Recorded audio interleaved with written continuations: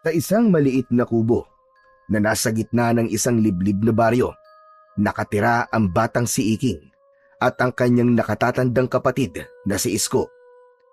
5 taon na ang nakalilipas mula nang mamatay ang kanilang mga magulang dahil sa isang malubhang sakit. Wala silang ibang kamag-anak na matatakbuhan, kaya sa kabila ng murang edad, napilitang maging magulang si Isko para kay Iking. Trabahador sa isang pabrika sa bayan si Isko. Malayo ang nilalakad nito sa araw-araw para makarating sa trabaho. Kaya tuwing umaga, bago ito umalis, ay iniiwan nito ang mga gawaing bahay kay Iking. Ngunit sa tuwing may iutos si Isko kay Iking, ay palagi siyang may palusot para hindi niya yon magawa. Dahil para kay Iking, bilang bata ay wala nang mas importante kundi ang makapaglaro siya. Isang hapon, nasa labas ng bahay nila si Iking.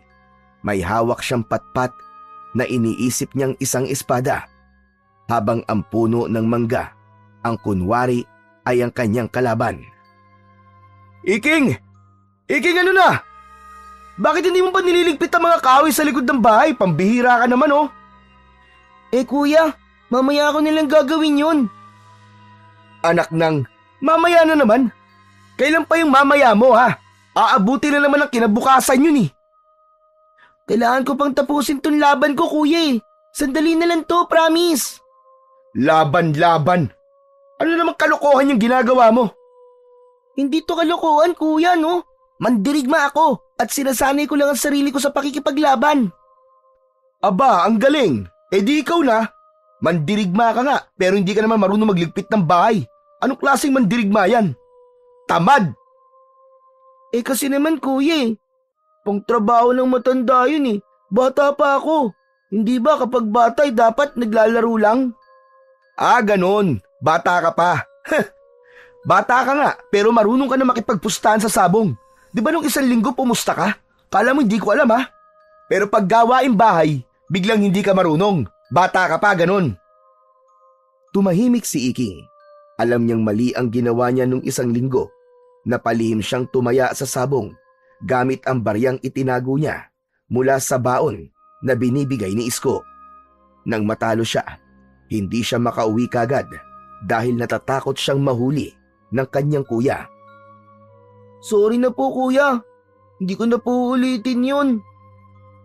Paano ko naman malalaman na totoo yung sinasabi mo, Aber? Alam mo bang kung hindi lang kita kapatid, baka pinalayas na kita rito? Ang tigas-tigas ng ulo mo, Iking. Kapag pinalayas mo ko rito, mumultuhin ka ni nanay at tatay, kuya. Lagot ka. Gusto mo ba yun? Pero sige na nga, susundin ko na nga ang utos mo. Napabuntong hininga si Iking at naglakad patungo sa likod ng bahay. Sa totoo lang, hindi niya gustong maging pasaway. Gusto lang niyang maging malaya. Ayaw niya ang pakiramdam na lagi siyang may obligasyon. Bata pa siya at gusto niyang gawin ang gusto niya, gaya ng makipaglaro at mag-explore. Pero alam din niyang may punto ang kanyang kuya. Wala na ang kanilang mga magulang, kaya kailangan magtulungan silang dalawa. Habang pinupulot ni Iking ang mga kahoy sa lupa, ay dinig na dinig pa rin niya ang sermon ng kanyang kuya Isko mula sa loob ng bahay.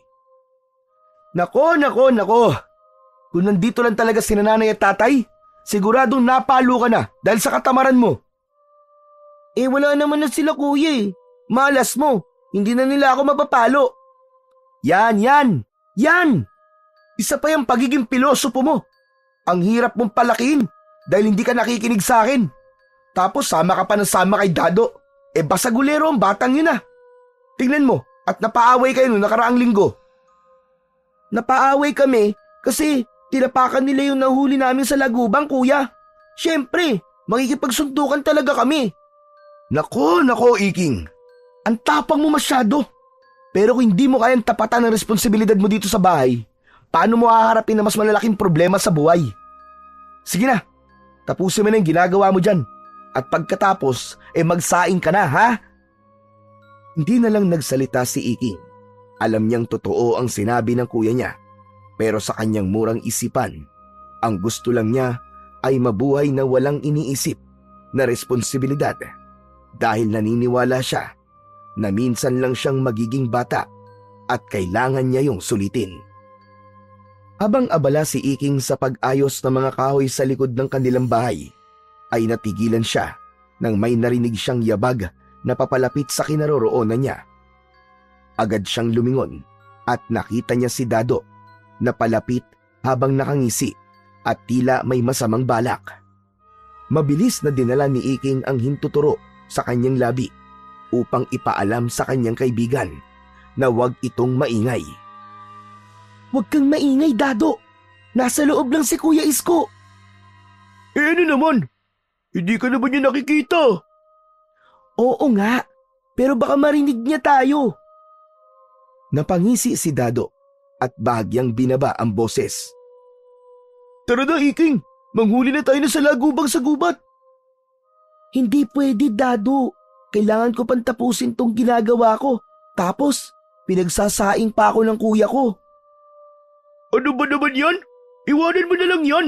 Kahoy lang yan eh. Hindi naman yan tatakbo eh. Yun nga ang problema, Dado eh. Hindi nga tatakbo. Kaya kapag nakita to ni kuya na hindi ko pa tapos, yari talaga ako. Mamaya kutongan pa ako nun eh. Ang dami-dami mong dahilan. Sige na, Iking. Kung hindi tayo pupunta ngayon, baka maunahan tayo sa paghuli sa malalaking salagubang sa gubat. Saka, alam mo naman, na kapag ganitong oras lang lumalabas sa malalaki salagubang, hindi ba? Napakunot ang noo ni Iking. Hindi niya alam kung totoo ba ang sinabi ni Dado o sinabi lang nito yon para sumama siya rito. Sigurado ka ba talaga dyan, Dado? Aba oo naman. Kaya kung hindi tayo pupunta ngayon, hindi talaga natin mahuhuli yung sinasabi kong malaking salagubang sa gubat.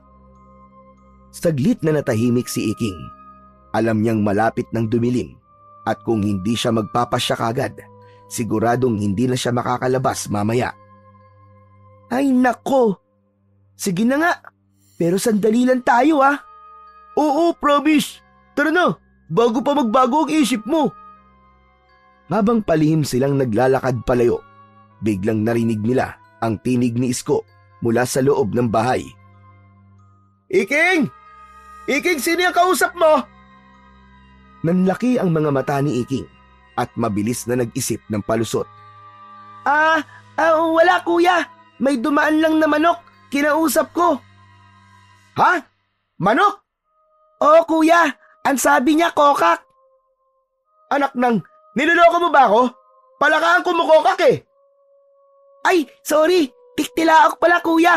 O sige na kuya. Tatapusin ko muna tong ginagawa ko rito. Ang matiyak ni Iking na tahimik na ulit sa loob ay mabilis siyang tumakbo papunta kay Dado at magkasabay silang lumabas ng bakuran. Natatawa silang dalawa habang patakbong nagtungo sa gubat. Hindi na inisip ni Iking ang mga iniwang kahoy. Ang mahalaga ay ang misyon nilang hulihin ang pinakamalaking salagubang sa buong baryo. Sa paglalakad ni na Iking at Dado patungo sa gubat, napansin ni Iking ang madungis na itsura ng kaibigan. Gusot ang damit nito at may natuyong putik sa binti. Pero sanay na si Iking sa ganoong itsura ni Dado. Si Dado ay anak ng isang mangingisda na madalang umuwi sa bahay ng mga ito dahil may iba na itong pamilya. Ang nanay naman ito ay abala sa pagtitinda sa palengke, kaya halos lumaki si Dado na walang gumagabay dito. Nakilala ni Iking si Dado nung minsang inapi si Iking ng 3 mas matatandang bata sa kanilang paaralan. Kinuha ng mga yon ang kanyang baon at itinulak siya sa putikan. Dapat ay tatakbo na siya, pero biglang sumulpot si Dado na may hawak na patpat at pinaghahampas nito ang 3 bata kahit mas malalaki ang mga yon dito. Simula noon, lagi na silang magkasama ni Dado. Sabay silang nangangahoy, nanguhuli ng salagubang. At madalas ding napapagalitan ng mga matatanda sa baryo dahil sa kakulitan nila. Pero hindi natuwa si Isko sa bagong kaibigan ni Iking dahil kilala si Dado sa baryo nila bilang pasaway at basagulerong bata. Kaya naman, ganun na lang ang pagtutol ng kapatid ni Iking sa pagiging magkaibigan nila ni Dado. Pagdating nina Iking at Dado sa gubat, ay agad nilang tinungo ang isang matandang puno ng mangga. Alam nilang doon madalas nagkukumpulan ang mga salagubang tuwing hapon. Dali na, Iking! Ang bagal mo naman! Hindi kayo hintay ng mga salagubang! Oo na! Akala mo naman kasi, ang daling maglakad dito sa gubat eh. Mamaya may ahas pa tayong matapakan eh, matuklaw pa tayo. Agad silang naghiwalay ng pwesto at inikot ang paligid ng puno. Umakyat din sila sa puno at sinimulang saliksikin ang bawat sanga. Hindi lang basta laro para sa kanila ang panguhuli ng salagubang. Sa kanilang baryo, uso ang sabong ng salagubang. Isang libangan ng mga bata na may kasamang pustahan. Kapag nanalo ang salagubang mo, ay may matatanggap kang pera mula sa talunan. Kaya pangarap ni Iking at Dado na mahuli ang pinakamalaking salagubang sa gubat. Ang ganong uri ng salagubang ay pinaniniwalaang walang talo na para bang isa itong mandirigma na kayang durugin ang kahit na sinong makakalaban nito. Pero sa ayaw na yon, tila malas sila. Langya naman talaga yan, oo. Wala pa rin akong mahuli. Ang malas. Ako nga rin, Dado eh. Ni isang salagubang, wala akong makita. Hindi kaya alam nila na nandito tayo palaging nagpupunta, kaya lumipat sila ng bahay? Hindi naman siguro. Baka may nauna na sa atin na magpunta rito. Napakamot si Iking sa ulo habang pinagmamasdan ang langit na unti-unti nang dumidilim. Napalingon siya kay Dado na abala pa rin sa pagbubusisi ng mga dahon. Biglang sumagi sa isip niya ang isang bagay. Patay! Ano? Sinong namatay? Nakalimutan ko. Pinagsasaing pala ako ni Kuya Isko. Ay! Yari ka niyan! Palo ka pag uwi mo! Hehe! Paniguradong palo talaga ako. Saka madilim na rin pala, Dado. Tara na, umuwi na tayo. Ano? Uuwi tayong wala man lang nahuli? Hindi pwede yun. Isang salagubang lang, Iking. Kahit isa lang. Wala naman tayong makitang salagubang kahit saan tayo maghanap eh. Paano tayo makakasali sa sabong bukas? Wala tayong pambato. Di, pas muna tayo. May ibang araw pa naman eh. Mahaba pa naman ang bakasyon, Dado. Para ka namang mauubusan ng araw. Ay nako. Sige na nga. Basta bukas ha. Babalik tayo dito. Oo na. O sige na. Kailangan ko nang umuwi. Hindi na hinintay ni Iking na magsalita pa si Dado. Nauna na siyang tumakbo kay Dado palabas ng gubat dahil wala siyang ibang nasa isip kundi ang makauwi na sa kanilang bahay. Nang makarating si Iking sa kanilang kubo, ay bumungad sa kanya ang amoy ng bagong luto na adobong manok. Nakita niya ang kanyang Kuya Isko na nakaupo sa pagkainan at tahimik na kumakain. Napahinto si Iking sa may pinto nang matalim siyang tignan ng kanyang kuya. Aba! Dumating na pala ang batang inutusan pero hindi sumunod. Nagpatuloy sa pagpasok si Isko at pumwesto ng upo para kumain. Saan ka po galing, senyorito? Sa tabi-tabi lang po, kuya. Sinungaling! Sa gubat ka galing ano? Sigurado ako, kasama mo na naman si Dado. Hindi ka talaga marunong makinig sa akin, Iking. Saka hindi ba't pinagsasaing kita kanina? Anong ginawa mo? Lumayas ka nang hindi nagpapaalam. Alam mo bang kanina pa kita hinahanap? Sorry na, Kuya Isko. Sorry. Gutom na ako at pagod sa trabaho. Tapos ako pa nga aasahan mo na kumilos dito sa bahay pag uwi ko? Hindi nakaimik si Iking. Alam niyang may kasalanan siya, pero hindi niya matiis na hindi sumama sa kaibigan niyang si Dado. Lalo na kapag inaaya siya nitong manghuli ng salagubang sa gubat. Dahil dyan, hindi ka kakain ngayong gabi ha. Dapat ay parusahan ka para magtanda ka. Ha? Kuya naman, grabe naman yun. Anong kuya naman, grabe naman yun? Dapat lang yan sa'yo. Hindi ka marunong sumunod eh. Umalis ka nga rito sa mesa at hindi ka kakain ngayong gabi. Ang dapat sa'yo, ginugutom. Wala nang nagawa si Iking, kundi tumayo at umupo sa isang sulok. Nagmaktol siya habang pinapanood ang kapatid niyang patuloy na kumakain. Lumipas ang ilang minuto at tahimik lang silang dalawa. Nakayuko lang si Iking habang si Isko naman ay patuloy sa pagkain. Maya-maya ay umangat ang ulo ni Iking nang tawagin siya ni Isko. Hoy! Halika na nga rito, magaling na bata. Kumain ka na. Ay nako, pasalamat ka talaga at hindi kita matiis. Ayoko. Hayaan mo na lang akong magutom at mamatay, kuya. Ang arte mo talaga. Bahala ka, uubusin ko tong ulam, sige. Sa narinig ng bata ay mabilis na tumayo si Iking at umupo sa tapat ng hapagkainan. Agad siyang sumandok ng kanin at naglagay ng ulam sa kanyang plato. Kinamay niya na yon at sumubo ng malaki. Oh, akala ko ba ayaw mong kumain? Sabi ko lang yung kuya, gutom na talaga ako eh. Alam mo, Iking, kahit paano naman, sana'y matuto kang makinig sa akin. Alam mo naman, di ba, na tayo na lang ang magkasama sa buhay. Ayoko lang na merong mangyari sa'yong masama. Lalo na't nangako ko kina nanay at tatay na aalagaan at gagabayan kita. Maunawaan mo naman sana yun, Iking. Sorry na, kuya. Sorry na talaga. Huwag kang puro sorry. Walang kwenta ang sorry kung hindi ka naman sumusunod sa akin. Napangiwi si Iking.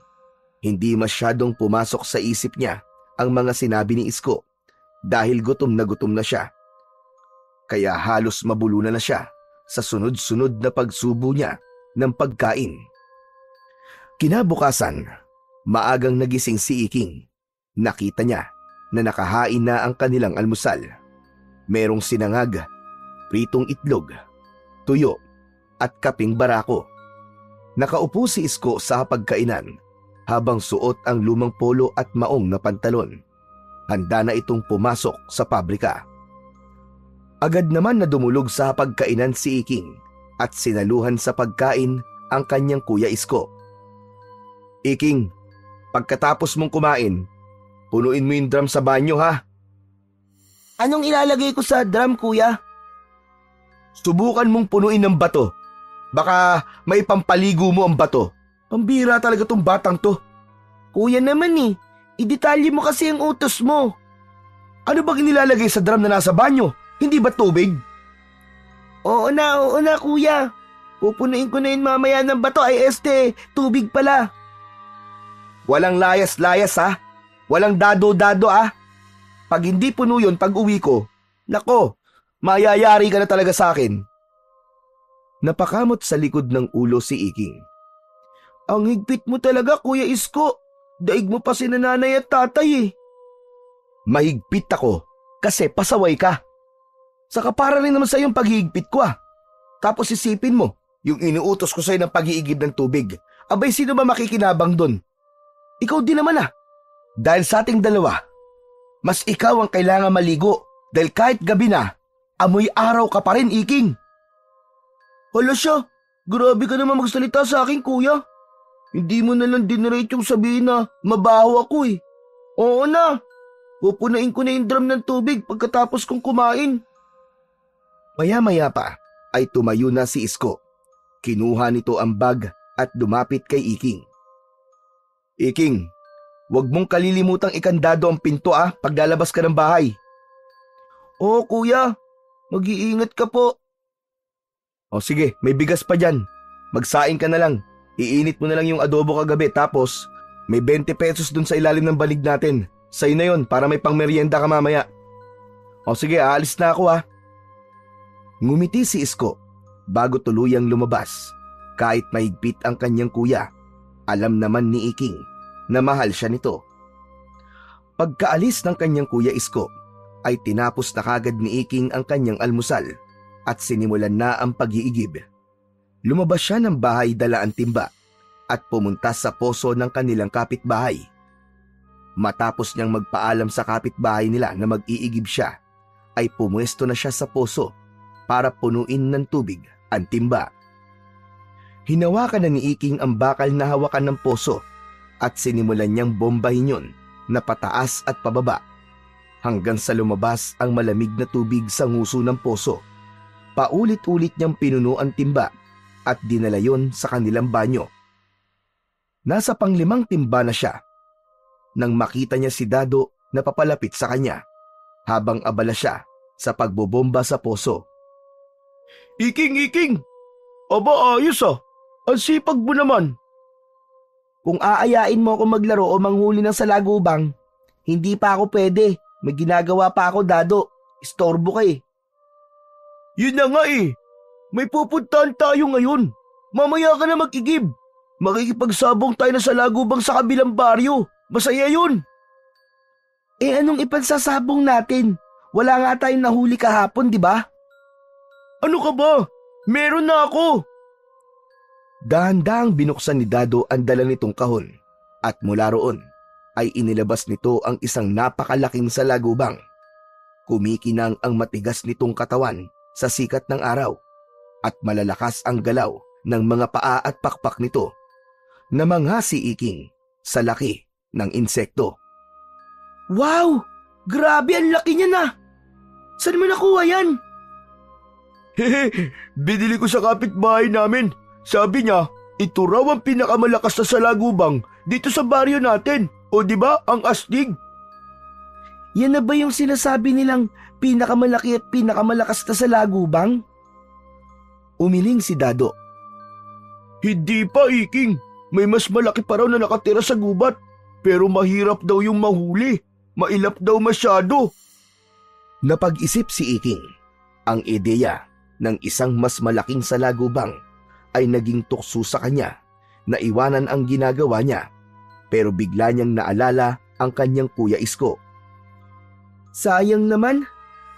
Pero kasi hindi talaga ako pwedeng sumami. Kailangan kong punuin yung drum sa bahay eh. Mamayang hapon pa naman uuwi ang kuya mo eh. Pwede mong tapusin yan mamaya. Umaga pa lang naman at napakahaba pa ng araw, Iking. Saka, ano ba nakain mo at ang sipag-sipag mo ngayon? Kung hindi natin to isasabo ngayon, baka manghina na ito sa mga susunod na araw. Oo nga no. Sige, tara na. Ayos! Halika na at makipagsabong na tayo na sa lagubang. Agad na dinala ni Iking ang timba sa kubo nila. Kinuha niya ang 20 pesos na iniwan ni Isko sa kanya at saka siya sumabay kay Dado papunta sa kabilang baryo. Mabilis na tinahak ni Iking at Dado ang daan patungo sa kabilang baryo. Tumawid sila sa palayan bago nila narating ang kanilang destinasyon. Mainit ang araw pero hindi yun alintana ni Iking dahil mas excited sila sa pagsasabong ng salagubang. Dado, sigurado ka bang malakas talaga yung salagubang mo? Aba oo naman. Sinabi ko na sa'yo, di ba? Ito raw ang pinakamalakas sa baryo natin ngayon. Tignan nga natin mamaya kung totoo yung sinasabi mo. Basta, sigurado ako na hindi tayo ipapahiya na sa lagubang na to. Nang marating nila ang bakuran ni Mang Kaloy, kung saan madalas ginaganap ang sabong ng salagubang, nakita nilang marami ng kabataang nagtitipon sa ilalim ng isang punong mangga. Ang ilan ay may dalang kahon, kagaya ng kay Dado. Ang iba naman ay may mga dahon ng saging na gamit bilang patungan ng kanilang mga alagang salagubang. Lumapit sila at sumingit sa gitna ng mga batang nagkukumpulan sa paligid ng isang malawak na lupa. Ipinakita ni Dado ang salagubang nito sa mga batang nagsasabong at maging ang mga yon ay namangha sa laki ng salagubang ni Dado. Agad silang naghanap ng makakalaban. Isang payat na batang nakasombrero ang lumapit at naglabas ng isang mataba at makintab na salagubang mula sa dahon ng saging. Halos kasing laki rin yun ng kay Dado, Ngunit ang kaibahan lang ay merong sungay ang kinadado. Sobrang kumpiyansa ni Iking na mananalo ang salagubang ni Dado, kaya agad niyang dinukot ang 20 pesos na ibinigay sa kanya ng kanyang Kuya Isko na sana ay pangmeryenda niya. Sige, ipupusta ko tong 20 pesos sa salagubang ni Dado. Ilang bata pa ang pumusta sa salagubang ni Dado, pero meron din sa kalaban. Sa gitna ng lupa, gumuhit sila ng isang bilog gamit ang isang patpat. Maingat nilang inilagay ang 2 salagubang sa loob ng bilog. Pagsasabungin nila roon ang 2 salagubang, at kung anong salagubang ang unang lumabas sa bilog ay siyang matatalo. Nagtipon ang mga bata sa paligid ng bilog. Lahat ay sabik na panoorin ang laban. Inilagay na ni Dado ang salagubang dito sa gitna ng bilog, at ganun din ang salagubang ng kalaban. Sinundot nila ng bahagya ang kanilang mga salagubang upang maglaban ang mga yon. Agad na sumugod ang salagubang ng batang kalaban at mariing ibinangga ang ulo nito sa katawan ng salagubang ni Dado. Napaatras ang salagubang ni Dado na medyo ikinakaba ni Iking. Sige, lumaban ka! Huwag ka magpapatalo dyan! Gamitin mo sungay mo! Ngunit sa halip na lumaban ang salagubang ni Dado, ay bigla yung lumipad palayo at lumabas ng bilog. Nanlumo si Iking sa kanyang nakita. Nakke! Ano ba yan, Dado? Akala ko ba malakas siya sa lagubang mo? Duwag naman pala takbuhin! Aba malay ko, ang sabi ng pinagbilang ko niyan matapang daw yan Kinuha ng batang kalaban nila ang 20 pesos na taya at tumawa. Nainis si Dado sa pagtawa ng bata, kaya susuntukin niya sana yon. Mabuti na lang at mabilis na umawat si Iking. Ano ka ba naman, Dado? Manggugulo ka pa rito. Wala tayo sa teritoryo natin. Nakakainis ang tawa niya Akala mo kung sino. Pabayaan mo na. Tara na, umalis na tayo. Ayoko, babawi tayo. Round 2 pa. Tama na, Dado. Wala na akong pera. Pasalamat ka. Magkikita pa tayo uli. Masama ang loob na naglakad palayo si Iking. Agad namang sumunod sa kanya si Dado na napapakamot na lamang sa likod ng ulo dahil sa kanilang pagkatalo. Habang naglalakad pa uwi sina Iking at Dado, ay hindi pa rin natapos ang pagdadabog ni Iking. Nakakunot ang noo niya at panay ang reklamo habang sinisipa ang maliit na bato sa kanilang dinadaanan. Hay nako! Malas! Malas talaga! Sayang yung 20 pesos ko. Dapat pinangmerienda ko na lang yun Ang malas! Ang malas! Ang malas! Wala tuloy akong pambili ng nilupak ni Aling Baby. Sus! Ang liit na bagay lang naman ng 20 pesos. Pwede naman nating mabawi yun sa ibang araw, Iking At paano natin mababawi yun, Aber? Di, maghanap tayo ng mas malakas na salagubang. Ayoko na. Dahil sa'yo, gutom ako mamaya, wala akong pang merienda. Magsasalita pa sana si Dado nang mula sa hindi kalayuan ay nakarinig sila ng tumutugtog ng pluta. Napalingon sila sa kalsada at doon nila nakita ang isang matangkad na lalaki na nakasuot ng damit ng isang payaso. Ngunit hindi tulad ng mga karaniwang payaso sa perya.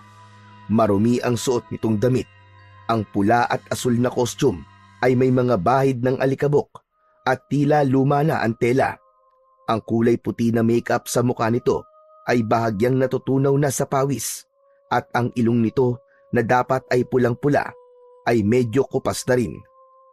Pero sa kabila nun ay may kakaibang ningning sa mga mata ng payaso habang pinatutugtog nito ang hawak nitong pluta. Sa likod ng payaso ay may 5 batang nakasunod dito na pawang aliw na aliw sa pakikinig sa pagtugtog ng payaso. Habang naglalakad ang payaso ay huminto ito sa pagtugtog ng fluta para magsalita. Mga bata, ako si Goyong, ang payasong ligaw. Halina't sumama sa akin dahil meron akong libreng palabas para sa inyo. Wala tayong gagawin kundi ang magsaya.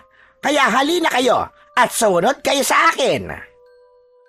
Muling nagpatugtog ang payasong si Goyong ng pluta at mas dumadami pa ang mga batang nakasunod dito na tila nahihikayat sa musika nito. Ayos yun ah! Tara, manood tayo! Wala namang bayad eh! Hindi pwede, Dado. Kailangan ko pang tapusin ang pag-iigib ko, di ba? Baka umuwi na si Kuya tapos hindi ko pa rin tapos yun. Naku po, magagalit na naman yun sa akin, panigurado. Ano ka ba naman, Iking? Masyado ka matatakutin eh. Ang aga-aga pa naman eh. Saka kailangan nating manood ng masayang palabas para mawala sa isip natin ang pagkatalo natin sa sabong na sa lagubang. Di ba? Napatingin si Iking kay Goyong na patuloy na tumutugtog habang ang mga bata ay masayang nakasunod dito. Napagtanto niyang may punto ang sinabi ni Dado at kailangan niya talagang makalimutan ang 20 pesos niya na natalo sa sabong ng salagubang. Sige na nga, pero sandali lang tayo, Dado ah. Oo naman, kapag hindi masaya yung palabas ng payaso, di uuwi din kagad tayo. Ngumiti si Dado at agad silang sumunod sa payaso. Sumabay sila sa mga bata na nakasunod dito. Makalipas ang ilang minuto ng pagsunod ni Iking at Dado at ng iba pang mga bata sa payaso, ay bigla itong huminto sa bukana ng gubat. Sa ilalim ng isang matandang puno ng balete ay may isang hukay na kahon na mukhang pinaglumaan, ngunit kaakit-akit pa rin sa mata ng mga bata. Halina mga bata! Magsilapit na kayo! Umupo na kayo dito!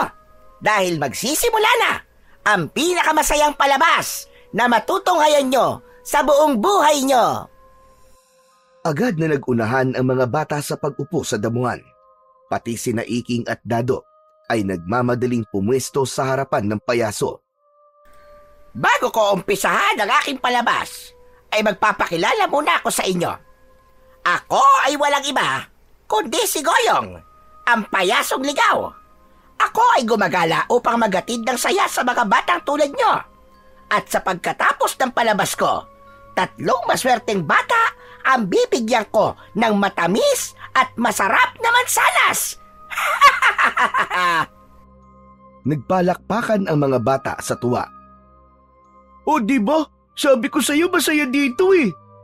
Huwag ka na maingay, Dado. Magsisimula ng palabas. Panoorin na lang natin. Itinuon ni Iking ang kanyang atensyon sa payaso. Tila nalimutan niya pansamantala ang nawalang 20 pesos at ang pag-iigib na hindi niya pa natatapos. Sinimulan na ni Goyong ang palabas. Mula sa bulsa ng marumi nitong costume ay inilabas nito ang isang maliit na panyo at ipinakita sa mga bata na wala yung laman. Iwinasiwas nito yon sa ere at hanggang isang kalapati ang lumitaw mula sa panyo. Masayang nagpalakpakan sina Iking at ang iba pang mga bata na naroon. Nagpatuloy naman ang payaso sa pagpapasikat ng alam nitong mga mahika. Pinalitaw nito ang isang bola mula sa tenga ng isang bata. Nagpalabas din ito ng kuneho sa isang itim na sombrero. Nagtatawanan ang mga bata sa bawat magic tricks na ipinapakita ng payasong si Goyong. Matapos ang mahigit 20 minuto ng mahika at pagpapatawa, biglang sumeryoso ang mukha ni Goyong. Mula sa kahon ay naglabas ito ng 3 mapupulang mansanas. At gaya ng pinangako ko, may 3 bata na makatatanggap ng espesyal na regalo. Napalunok si Iking. Umasa siya na isa siya sa mabibigyan ng mansanas. Ngunit tila malas talaga sila ni Dado sa araw na yon. Dahil wala kahit isa sa kanilang dalawa ang nabigyan ng mansanas. Nakita niya ang inggit ng ibang bata sa mga nabigyan. Pero dahil sa sobrang saya ng mga ito sa palabas ng payaso, ay wala kahit isa ang nagreklamo. Maraming salamat sa inyong panonood, mga bata. Sana magkita-kita ulit tayo sa susunod kong palabas. Matapos yun, ay isa-isang inilagay ni Goyong ang mga gamit nito sa loob ng makulay na kahon sa ilalim ng balete. Binuhat nito ang kahon at saka nagsimulang maglakad patungo sa loob ng kagubatan. Sinundan ng tingin ni Iking ang payaso habang papalayo yun. Pero sa kabila ng lahat ng saya na naranasan niya, hindi niya maintindihan kung bakit biglang bumigat ang pakiramdam niya. Para bang may kung anong hindi tama. Matapos na mawala sa paningin nila ang payaso, ay nagdesisyon na sina Iking at Dado na umuwi na sa kanilang bahay. Habang naglalakad, ay walang patid ang kwento ni Dado tungkol sa palabas ni Goyong. Halatang tuwang-tuwa ito sa palabas ng payaso. Grabe, Iking, no? Grabe yung palabas! Ang galing ni Goyong!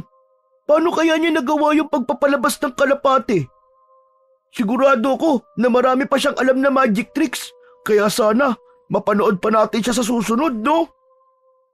Ngunit habang si Dado ay masigla at panay ang kwento, si Iking naman ay tahimik lamang habang nakatingin sa kanilang nilalakaran. Napansin naman yun ni Dado at hindi nito napigilan na punahin ang kaibigan. Hoy! Hoy, Iking! Hindi ka ba natutuwa sa palabas ni Goyong? Sa itsura mo, parang hindi palabas ng payaso ang pinuntahan natin eh. Natuwa naman, Dado. Pero ewan ko ba? Parang may kakaiba sa payasong yun eh. Ano ka mo? Kakaiba? Anong kakaiba ang sinasabi mo? Pabira ka, oo. Ewan ko. Hindi ko rin alam, hindi ko masabi. Parang may kung anong hindi tama eh. Pero hindi ko rin alam kung ano. Baka naman iniisip mo pa rin yung natalo mong 20 pesos sa sabong ng salagubang. Kalimutan mo na yun, ano ka ba? Babawi tayo sa susunod. Siguradong mananalo na tayo. Napangiti si Iking ng bahagya pero hindi pa rin naalis ang bigat sa dibdib niya. Hindi na lang niya yun sinabi kay Dado. Ilang saglit pa, nakarating na sila sa harap ng bahay ni Dado. Nagpaalam na ito sa kanya at nang pumasok na si Dado sa bahay nito, ay mag-isa nang naglakad si Iking pauwi. Hanggang sa muling pumasok sa isipan ni Iking ang payaso. Pilit niyang inisip kung ano ang mali sa payaso. Pero nakarating na lang siya sa kubo nila ay wala siyang sagot na nakuha. Nawala na rin sa isip ni Iking ang payaso dahil naging abala na siya sa pag-iigib ng tubig upang mapuno na niya ang drum bago pa dumating ang kanyang Kuya Isko. Nang sumunod na umaga, gaya ng nakasanayan ay maagang nagising si Iking. Nang dumulog siya sa kanilang hapagkainan ay meron doong pritong itlog, mainit na kape at pandesal. Nakaupo na si Isko habang nagtitimpla ng kape para sa kanilang dalawa. Wow! Ayos, kuya! Pandesal tayo ngayon ah! Oo, bumili ako kanina sa panaderya. Teka, oo nga pala no. Alam mo bang ang dami nag-uusap doon kanina? May 3 bata raw na nawala kagabi dito sa baryo natin. Hanggang ngayon daw ay hindi pa rin alam kung nasan. Ha, kuya? 3? Ang dami naman. Sino-sino raw yung mga nawawala? Hindi ko kilala eh. Wala rin daw nakakaalam kung paano sila nawala. Pero ayon sa kwento ng mga bumibili kanina, yung isang bata ay bigla raw nagising nung madaling araw at lumabas daw ng bahay. Akala naman daw ng nanay niya iihi lang. Pero hindi na nakabalik. Hala, totoo ba yung kuya? Parang nakakatakot naman yan. Bakit naman sila biglang mawawala ng ganun? Nakapagtataka. Umiling muli si Isko habang humihigop ng kape. Tama ka. Yun nga ang palaisipan sa mga tao ngayon. Kaya ikaw, Iking huwag ka nang gumala ng gabi. Mahirap na. Hindi natin alam kung anong meron dito sa baryo natin ngayon at kung bakit may 3 batang nawala ng isang gabi lang. Kuya, wala kang dapat na ipag-alala. Alam mo namang hindi ako lumalabas kapag madilim na, di ba? Alam ko, pero mas mabuti ng paalalahanan kita. Makulit ka eh. Tahimik na kumain si Iking, pero habang ngumunguya ay hindi niya maiwasang maisip ang 3 bata na bigla na lamang naglaho. Sa tagal na niyang nakatira sa lugar na yon, ay nun lang may nabalita ang batang nawala roon. Kaya ang pangyayaring yon ay talagang nakapagtataka at nakakabahala. Lumipas pa ang mga araw at imbis na mabawasan ay mas lalo pang dumami ang mga batang nawawala sa baryo ni Naiking. Hindi lang sa baryo nila may nawalang mga bata, kundi maging sa kalapit na baryo rin nila. Halos gabi-gabi, may bagong balita tungkol sa isang bata na hindi na nakakabalik sa kanilang bahay. Dahil doon ay mas naging maigpit ang mga magulang sa kanilang mga anak. Maraming bata ang hindi na pinapayagang lumabas kapag sumasapit na ang gabi. Pero sa kabila ng lahat, hindi pa rin natakot sina Iking at Dado na magtungo sa gubat. Para sa kanila, ang panguhuli ng salagubang ay isang bagay na hindi nila kayang talikuran kahit pa may panganib sa paligid. Sa ilalim ng lilim ng isang malaking puno, patuloy sa paghahalongkat si Iking sa mga dahon at sanga. Hindi pa rin siya sumusuko na hanapin ang pinakamalalaking salagubang na maaari nilang ipangsabong. Si Dado naman ay may nahuli ng isang salagubang. Pinagmamasdan nito ang salagubang na pinapagapang nito sa kamay nito. Iking, narinig mo na ba yung balita kaninang umaga? May 2 bata na namang nawala kagabi ah. Oo, sabi ni Kuya Isko, parang walang nakakaalam kung paano sila nawawala. Parang bigla na lang daw silang nawawala eh. Grabe na to nangyayari sa baryo natin, Iking. Parang linggo-linggo na lang, may nawawalang bata. Tingin mo kaya may kumukuha sa kanila, Dado? Hindi ko rin alam eh. Pero may narinig akong sabi-sabi na baka raw mga engkanto ang may kagagawan ng pagkawala ng mga bata. Napataas ang kilay ni Iking. Ano ka mo? Engkanto? Sa tuwing may bagay na hindi may paliwanag na nangyayari dito sa baryo natin, palagi nilang sinasabi na engkanto ang may gawa.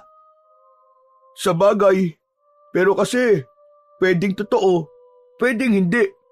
Pero kung hindi engkanto, sino kaya? O ano kaya? Ewan, basta hindi ako nagpapagabi sa labas. Ayoko magaya sa mga batang hanggang ngayon ay nawawala pa rin. Basta hindi tayo lalayo ng masyado sa baryo. Teka, tignan mo tong nakuha ko sa lagubang oh. Mukhang panlaban talaga. Ang lakas eh oh. Isang malaki at makintab na salagubang ang ipinakita ni Dado kay Iking. Saglit nilang nakalimutan ang takot sa usapan nila tungkol sa mga nawawalang bata habang abala sa paghahanap ng mga bagong ipansasabong nila na salagubang. Isang umaga, walang pasok ang kuya ni Iking sa pabrika habang si Iking naman ay abala sa pagsasalansan ng mga panggatong sa likod ng kanilang bahay. Pawisan na siya, ngunit alam niyang kailangan niyang tapusin yon para payagan na siya ng kuya niya na makaalis at makapaglaro. Makalipas lamang ang ilang sandali, ay biglang sumulpot si Dado. Humahangos ito na parang may dalang mahalagang balita. Iking! Iking! Iking, tara na! Nandyan na ulit si Goyong! May palabas na naman siya para sa mga bata! Ano? Teka, Dado.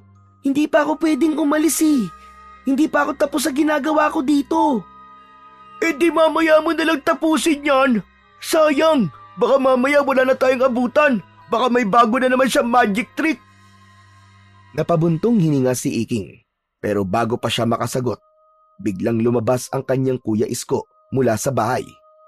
Magkasalubong ang mga kilay nito at sigurado si Iking na sa lakas ng boses ni Dado ay narinig ng kapatid niya ang pinag-uusapan nila. Hindi aalis si Iking, Dado, hanggang hindi siya tapos sa ginagawa niya. Payagan mo na siya, Kuya Isko. Sandali lang naman kami. Babalik din kagad si Iking. Sabi ng hindi pwede. Hindi mo ba narinig ang sinabi ko, Dado? Saka pwede ba? Huwag mo nang hawaan ng pagiging matigas ang ulong kapatid ko. Tahimik na napatingin si Iking kay Dado. Gusto rin naman niyang makita ulit ang palabas ni Goyong, kahit na may kakaiba siyang pakiramdam sa payaso.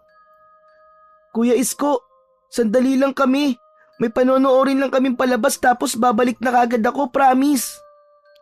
Napailing si Isko at matalim siya nitong tinignan Pero bago pa makapagsalita si Isko, ay biglang hinila ni Dado si Iking at mabilis itong tumakbo palayo. Wala nang nagawa si Iking kundi ang tumakbo na rin at sumama kay Dado. Iking! Iking, bumalik ka rito! Hindi ka pa tapos sa ginagawa mo, Iking! Iking! Ang tigas talaga ng ulo. Ngunit masyadong maigpit ang pagkakahawak ni Dado kay Iking, kaya hindi niya na nagawa pang huminto. Habang patuloy silang tumatakbo palayo, ay natabunan ng tawanan nila ang mga sigaw ng kanyang kuya Isko. Nang malapit na sila sa bukana ng gubat, ay sakalang binitiwan ni Dado si Iking. Pero dahil malapit na sila sa kinaroroonan ng payaso, ay nagpatuloy na lang si Iking at hindi niya na naisip pa na bumalik sa bahay nila. Pambihira ka naman, Dado. Bakit mo ko inila ng ganun? Hindi pa pumapayag si Kuya Isko na umalis ako eh. Nako, lagot na naman ako nito. Paniguradong galit na naman sa akin yun mamaya. Tagal nyo kasi mag-usap ng kuya mo eh. Baka hindi na natin maabutan si Goyong. Saka ayos lang yun. Palagi namang galit ang kapatid mo sa'yo eh. Napanganga si Iking, pero hindi na rin siya nakasagot. Alam niyang may punto si Dado, pero ang sigurado siya, pag uwi niya ay siguradong galit na naman ang kuya niya sa kanya. Nang makarating na sila sa bukana ng gubat, ay bumungad kagad sa kanila ang maraming bata na nakaupo sa harapan ni Goyong. May malaking ngiti ang payaso. May hawak itong mahabang patpat na may pulang tela sa dulo na parang isang bandera. Agad na umupo sina Iking at Dado sa dulo ng hanay ng mga bata habang hinihingal pa rin dahil sa pagtakbo. Nagsisimula na ang palabas, Goyong. Buti umabot pa tayo. Itinapat ni Goyong ang pulang tela sa isang batang lalaki sa harapan. Kumindat ito at biglang winasiwas ang patpat. Sa isang iglap, naglaho ang pulang tela at sa halip ay lumabas mula sa dulo ng patpat ang isang pulang rosas. Naghiyawan ang mga bata sa tuwa. Kasunod nun ay inilabas ni Goyong ang isang maliit na kahon. Binuksan nito yon upang ipakita na wala yung laman. Pinapili nito ang isang batang babae sa harap kung anong gusto nitong lumabas sa kahon. Kung ibon o kuneho ba? Ibon ang isinagot ng batang babae. Isinarado ni Goyong ang kahon, saka malakas na inalog. Nang muli nitong buksan ang kahon, ay isang uwak ang biglang lumipad palabas ng kahon. Lumipad yon patungo sa gubat. Nagsigawan ang mga bata sa labis na saya, habang sina Iking at Dado naman ay labis na namangha at napapalakpak pa. Pagkatapos ng ilang magic tricks, tulad ng biglang paglabas ng makulay na laso mula sa bibig at ang pagpapalit ng kulay ng isang sombrero, ay dumukot si Goyong sa loob ng kahon ng isang mansanas. Tumahimik ang lahat at nag-abang kung sino ang pagbibigyan ni Goyong ng mansanas. Tumingin ang payaso sa isang batang lalaki na tahimik na nanonood. Inabot nito sa batang lalaki ang mansanas na agad namang kinuha ng bata. Pagkatapos nun, yumuko si Goyong at nagbigay galang sa mga bata. Hanggang sa susunod kong palabas, mga bata. Mga munti kong kaibigan, dito na natatapos ang aking libreng palabas ngayong araw na ito. Hanggang sa muli! Iniligpit na ni Goyong ang mga gamit nito at saka nagtungo sa loob ng gubat. Nang tuluyang nawala na ang payaso, ay nagsimula ng mag-alisan ang mga bata. Tumayo na rin sina Iking at Dado at nag-uusap habang naglalakad. Hay, pabira naman yan oh. Hindi na naman ako nabigyan ng mansanas. Hindi pa naman siguro yun ang huling palabas ni Goyong dito sa atin. May pagkakataon ka pang mabigyan, Dado. Sana nga, pero parang pinipili niya kasi yung binibigyan niya no?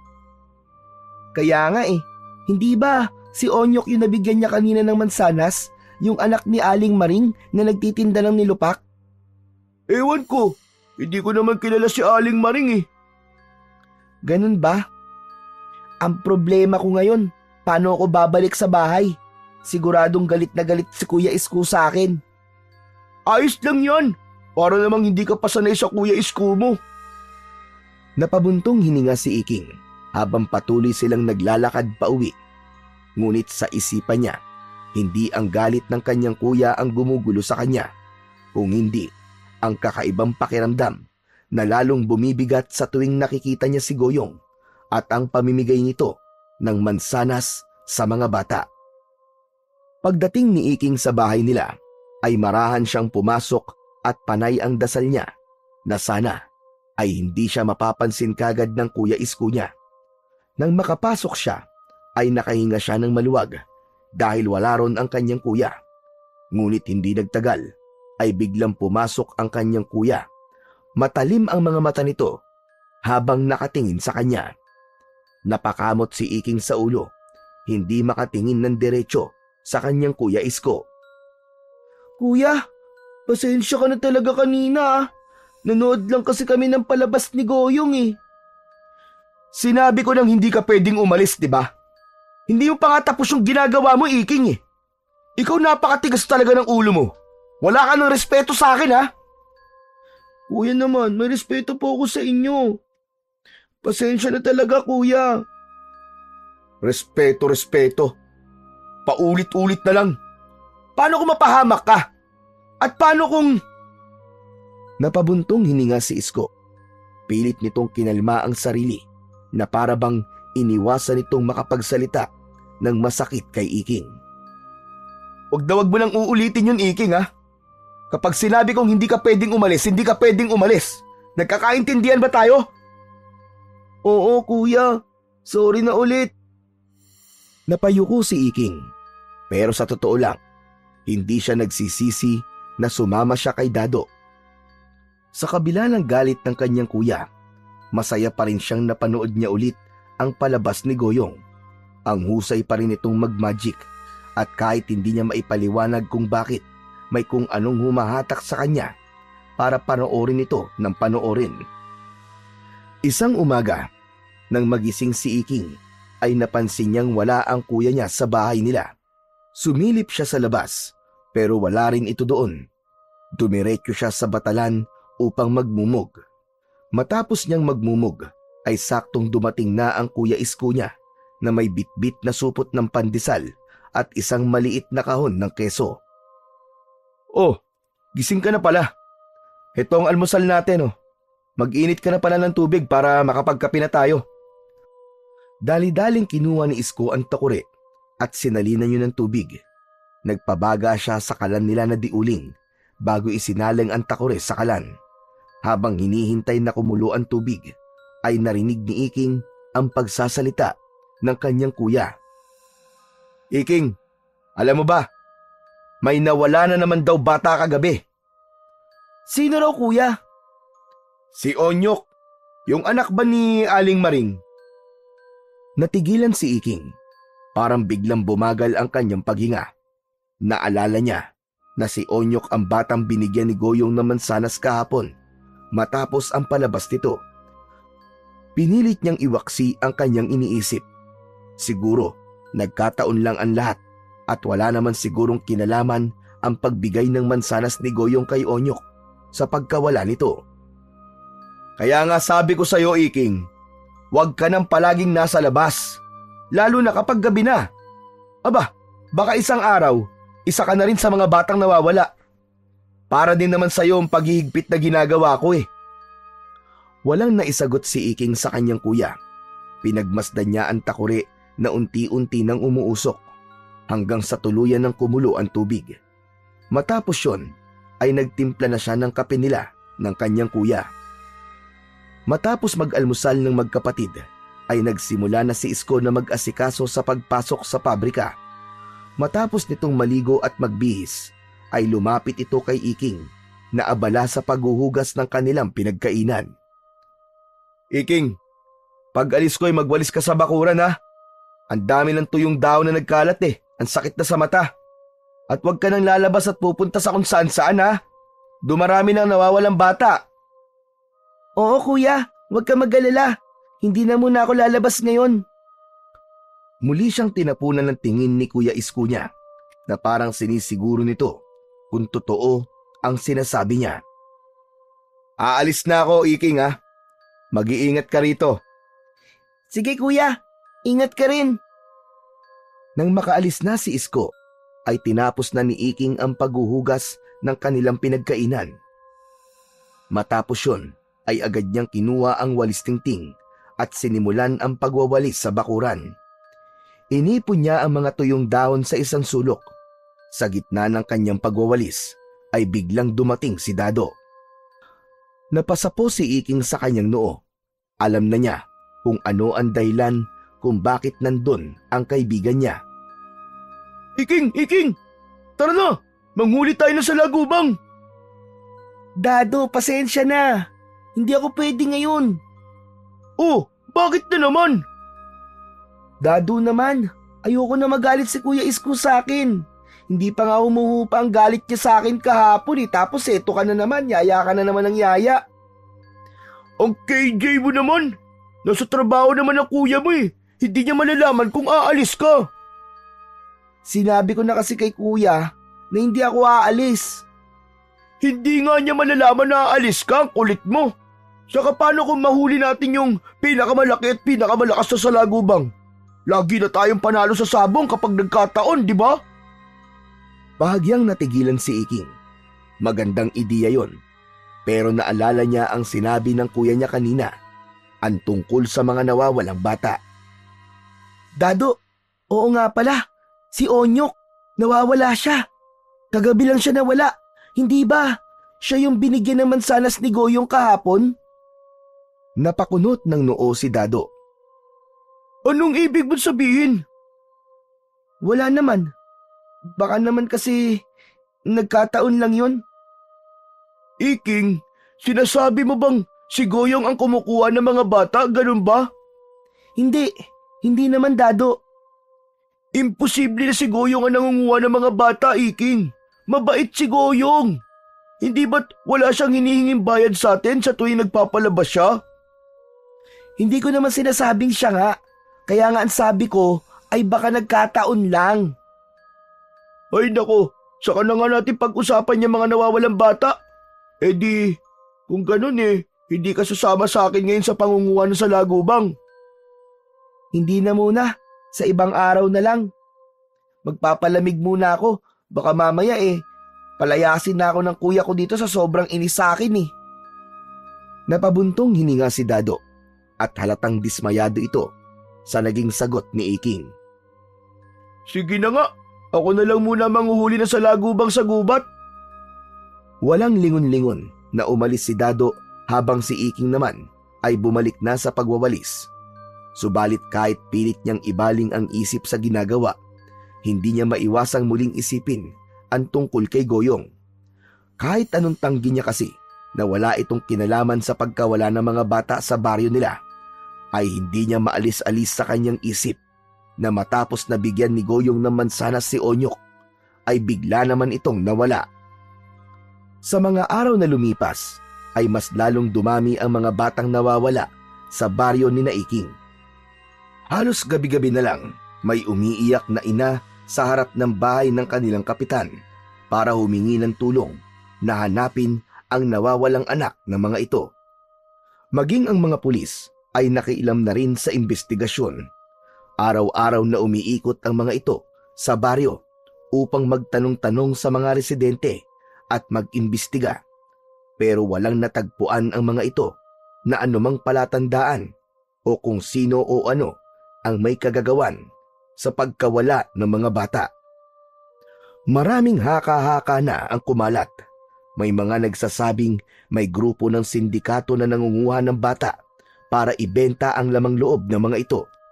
May mga nagsasabi ring baka may gumagalang aswang sa baryo, pero walang makapagpapatunay na totoo ang alinman sa mga yon. Isang hapon, habang nakatambay si Iking sa labas ng kanilang bahay, habang kumakain siya ng nilupak, alam niya na anumang oras ay parating na ang kapatid niya at ang gusto niya ay madatnan siya nito na naroon sa bahay nila. Pero maya-maya ay biglang dumating si Dado.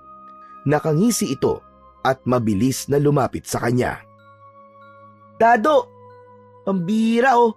Kung nandito ka para yayain na naman ako ng manghuli na sa lagubang, pas muna ulit ako. Hindi naman kita yayayain na manghuli na sa lagubang, Iking eh. May palabas na naman kasi si Goyong sa bukana ng gubat. Ang dami na nga nanonood eh. Tara, manood tayo. Naku Dado, hindi pwede. Pauwi na si Kuya Isko eh. Baka maabutan niya akong wala dito. Magagalit na naman sa akin yun. Grabe ka na talaga sa akin, Iking. Nakakapagtampo ka na. Hindi ka na nga sumama sa akin ng isang araw na manghuli na sa lagubang eh. Tapos ngayon, hindi ka ulit sasama sa akin. Kaibigan pa ba kita? Umamin ka nga sa akin. Napangiwi si Iking, sabay iling. Ang galing mo talaga mangonsensya eh no, Dado? O edi, tara na, payag ka na. Oo na. Pero sandali lang tayo ah. Oo naman. Bago sila umalis, mabilis na sinarado ni Iking ang pinto ng kanilang kubo at siniguradong nakalak yun. Tumingin siya saglit sa paligid at sandali siyang nag-alangan kung tama bang sumama siya kay Dado. Pero nang makita niya ang pananabik sa mukha ni Dado, ay napailing na lang siya at sumunod na lang siya rito, patungo sa bukana ng gubat. Pagkarating ni Iking at Dado sa bukana ng gubat, ay nakita nila ang maraming batang nagkukumpulan doon. Lahat ay sabik na pinapanood ang palabas ng payasong si Goyong. Hinila si Iking ni Dado sa unahan at doon sila naupo upang mas makita nila ang gagawin ng payaso. Sa pagkakataong yun ay ibang magic tricks ang ipinakita ni Goyong. May mga bulaklak na lumalabas sa mga kamay nito, mga barya na nagagawa nitong mapaglaho, at isang lobo na naging puting kalapati. Lahat sila ay pumapalakpak at tuwang-tuwa sa bawat magic trick na ipinapakita ng payaso. Maya-maya pa ay naglabas na naman si Goyong ng isang mansanas. Alam ni Iking na tapos na ang palabas ng payaso. Muling lumapit si Goyong sa mga bata. Tila tinatakam nito ang mga batang naroon sa hawak nitong mansanas, hanggang sa itinapat ni Goyong ang mansanas sa mukha ni Dado. Nakita ni Iking kung paano nanlaki ang mga mata ng kanyang kaibigan. Oh, nakikita ko na tuwan-tuwa ka palagi sa magic ko. Kaya para sa'yo na ang mansanas na ito. Ano? Talaga? Maraming salamat sa iyo, Goyong! Malakas na tumawa si Goyong at muli itong tumayo sa harapan ng mga bata. Alam kong nabitin kayo sa aking palabas. Kaya may isa pa akong espesyal na magic trick sa inyong lahat. Biglang may lumitaw mula sa likod ng malaking puno ng balete na isang malaking kahon na halos kasing laki ng tao. Kulay itim ang kahon. Tumayo si Goyong sa tabi ng kahon at isa-isang tumingin sa mga bata. Sino ang nais maging bahagi ng aking huling magic trick, mga bata? Agad na itinaas ni Dado ang isang kamay nito. Ako! Ako na lang, Goyong! Ako na lang ang piliin mo! Kung ganon, ikaw ang aking napili. Halika! Lumapit ka sa akin. Lalapit na sana si Dado kay Goyong, pero biglang hinawakan ni Iking ang braso ni Dado. May pagtatakang napatingin si Dado sa kanya. Dado, wag! Wag! Parang hindi maganda ang pakiramdam ko dito. Ikaw naman, Iking, oo. Huwag ka mag-alala. Masyado ka naman matatakutin eh. Magic lang to. Hindi na napigilan ni Iking si Dado nang mabilis itong lumapit kay Goyong. Pinapasok ng payaso si Dado sa kahon. Nang makapasok sa kahon si Dado, ay isinarado yun ni Goyong. Sumayaw-sayaw si Goyong at ang galaw nito ay nakatatawa at nakaaaliw. Maya-maya pa ay biglang binuksan ni Goyong ang kahon at lahat sila ay nagulat nang hindi na nila nakita sa loob ng kahon si Dado. Imbis na matuwa ay kinabahan si Iking. Mabilis siyang tumayo at lumapit sa payaso. Teka, Goyong. Nasaan ang kaibigan kong si Dado? Nasaan na siya? Hindi sinagot ni Goyong ang tanong na yun ni Iking. Bagkus ay malakas pa itong tumawa. Tumalikod ang payaso at iniligpit nito ang mga gamit nito.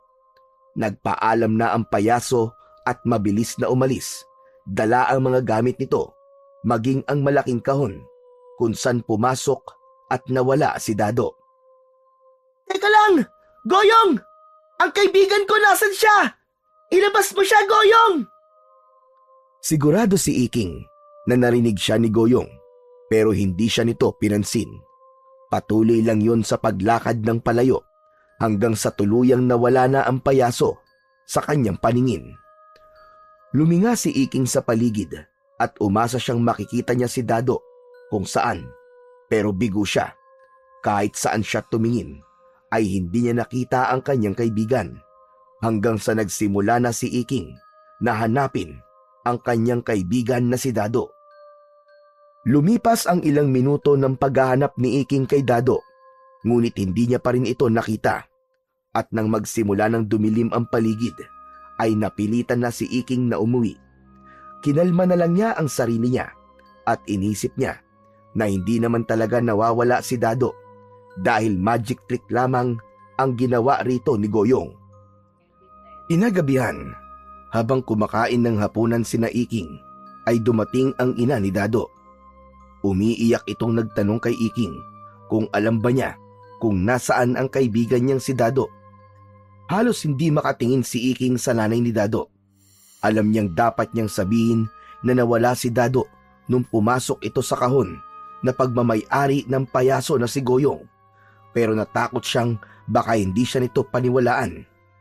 Pilit niyang inisip na baka nagtatago lang si Dado, pero alam niyang imposible yun.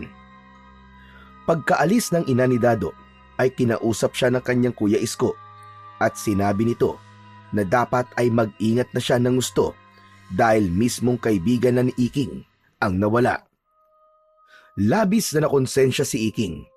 Naisip niya na baka kung nagtagumpay siyang pigilan na pumasok si Dado sa kahon ng payaso ay baka hindi nawala ang kaibigan niya.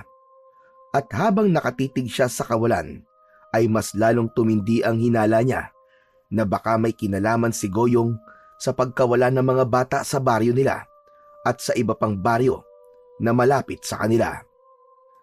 Isang gabi, habang natutulog si Iking, ay nagising siya sa hindi malamang dahilan. Pakiramdam niya ay may kakaiba sa paligid at may kung anong gumagalaw sa paanan niya. Nanlaki ang kanyang mga mata nang makita ang isang napakalaking salagubang na kulay ginto. Kumikinang ang katawan nun at meron yung malaking isang sungay. Sinubukan niyang abutin ang kakaibang salagubang pero bigla yung lumipad palayo. Dumapo ang salagubang malapit sa pinto ng kubo nila na parang nag-aanyaya na lapitan niya ito. Nagkaroon si Iking ng pagnanais na hulihin ang ginintuang salagubang. Maingat siyang tumayo upang hindi magising si Isko na humihilik sa tabi niya. Ngunit nang tumayo si Iking, ay biglang lumusot ang salagubang sa isang malaking butas sa dingding at lumipad palabas. Walang pagdadalawang isip na lumabas si Iking. Sa labas ay nakita niya ang gintong salagubang na lumilipad papalayo. Hindi niya alam kung bakit, pero may kung anong pumipilit sa kanya na sundan ito. Tila may mahiwagang kapangyarihan ang salagubang na humihila sa kanyang atensyon. Sinundan niya ang salagubang hanggang sa hindi niya na namalayang nasa loob na pala siya ng gubat. Huminto ang salagubang sa isang matandang puno at dumapo sa isang makapal na sanga. Mabilis na inakyat ni Iking ang puno hanggang sa abot na ng kamay niya ang ginintuang salagubang. Inunat niya ang braso niya, ngunit nang tuluyan niyang naikulong ang salagubang sa kanyang palad, ay bigla siyang nahulog sa sanga kung saan siya nakatapak.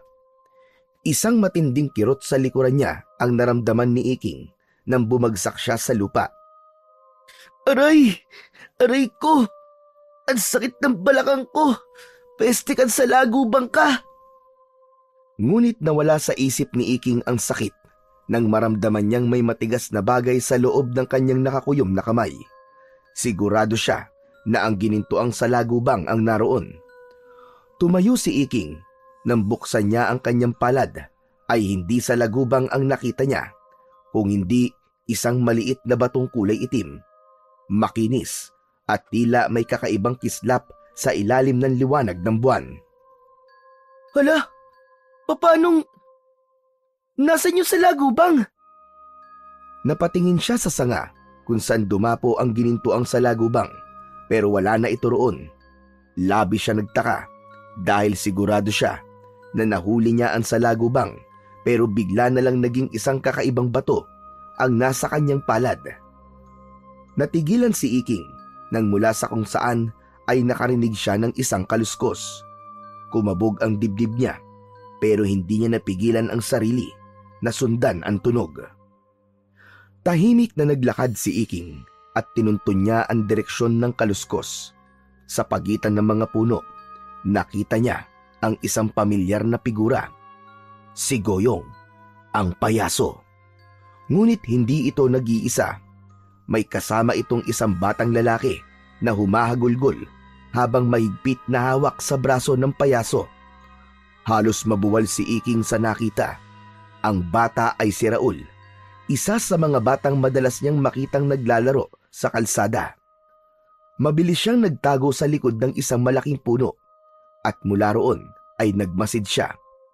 Napansin niyang ang dating masayang anyo ng payaso ay unti-unting nagbago. Ang malalaking mata nito ay nanlilisik at lumaki ang bibig nito na halos umabot na sa magkabilaan nitong tenga. Nakita niya ang matutulis na ngipin nito na parang malalaking pangil ng lagari. Naging itim ang balat ng payaso at sa isang kisap mata ay nag-anyong halimaw ito. O baka mas tamang sabihin na anyong aswang. Malakas na sumigaw ang bata nang ngumanga ng malaki ang aswang.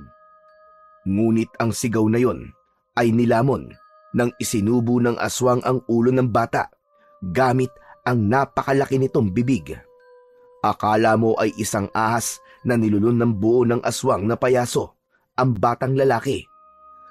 Nanigas si Iking, para siyang binabangungot habang gising. Biglang lumingon si Goyong sa direksyon niya at sa isang iglap, nagtagpo ang kanilang mga mata. Halos hindi makahinga si Iking hanggang sa mabilis siyang tumakbo palayo sa aswang.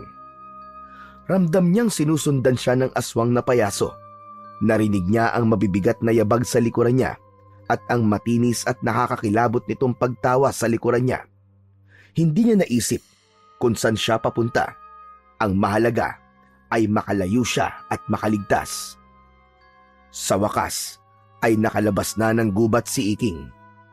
Mas lalo niyang binilisan ng pagtakbo hanggang sa nakakita siya ng nag-iisang kubo. Walang pag-aalinlangan siyang kumatok ng malakas sa kubong yun.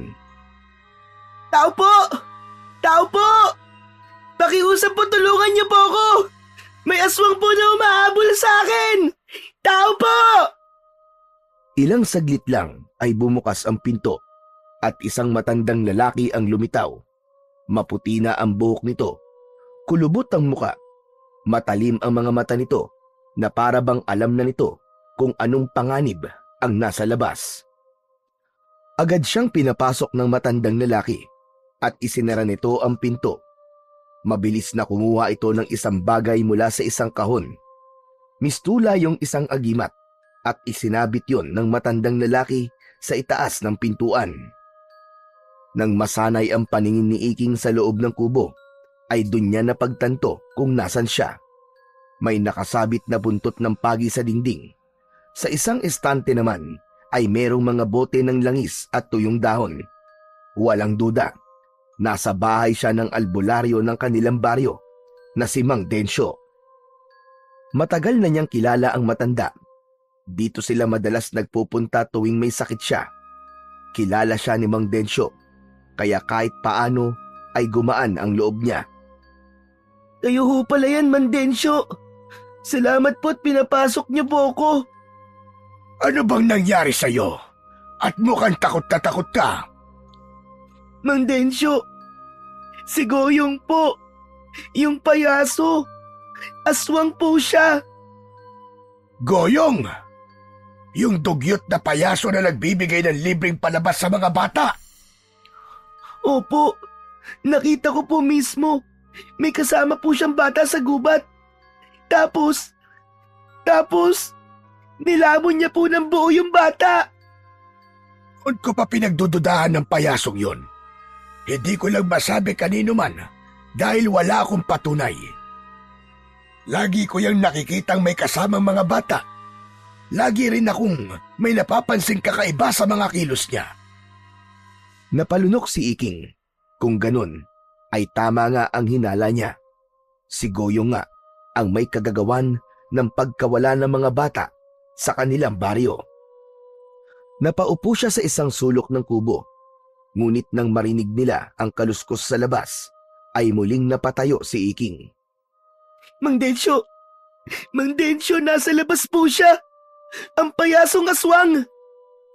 Ngunit kalmado lang ang matanda. Itinaas nito ang kamay at itinuro ang agimat na isinabit nito sa itaas ng pintuan kanina. Huwag kang mag-alala, bata. Relax ka lang. Hindi siya makakapasok dito. Protektado ang kubo ko laban sa mga aswang.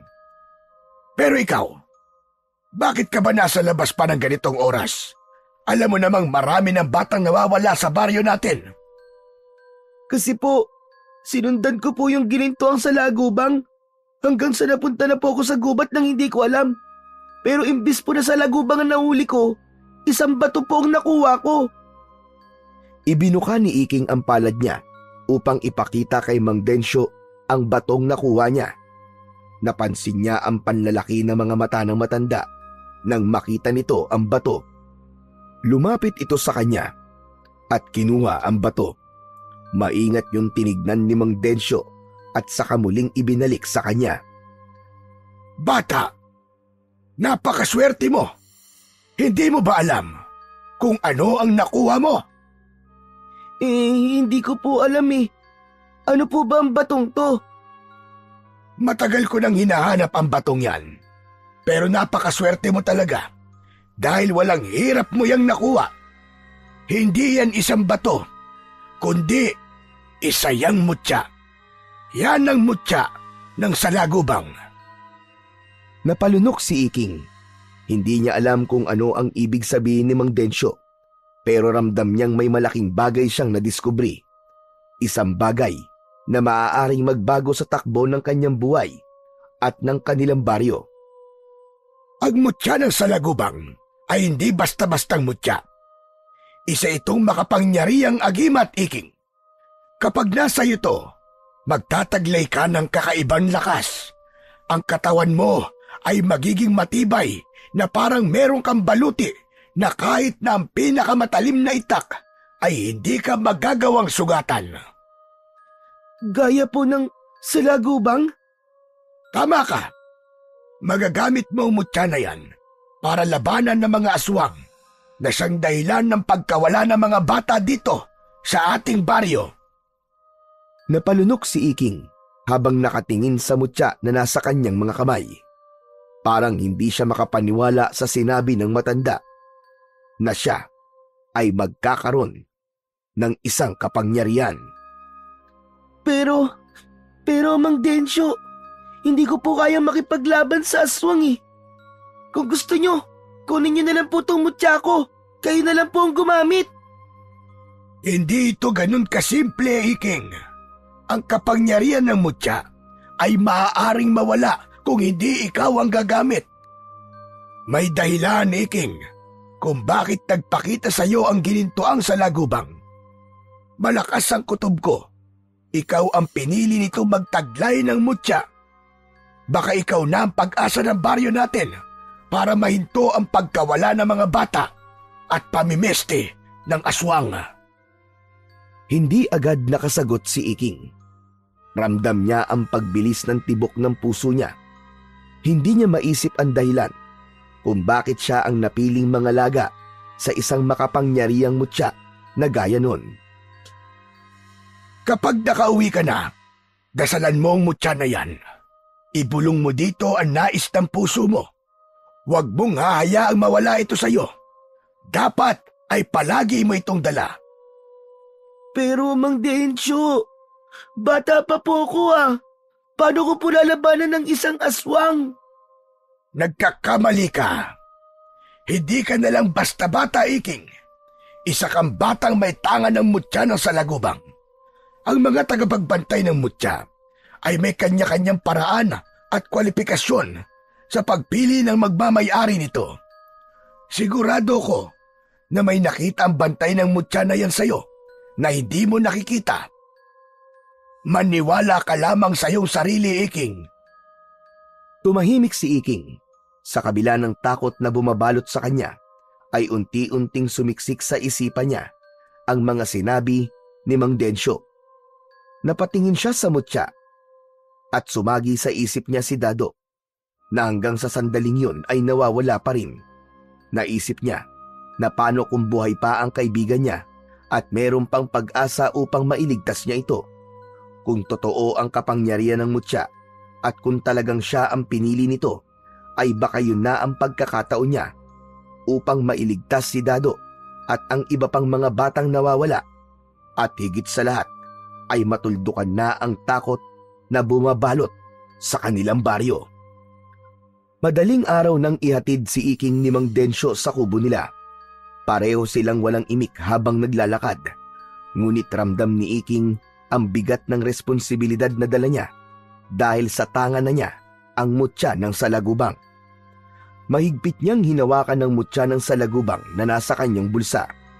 Pagdating nila sa bahay ni Iking, ay nagpaalam na si Mang Densyo. Matapos yun, ay marahan niyang binuksan ng pinto at sumilip sa loob.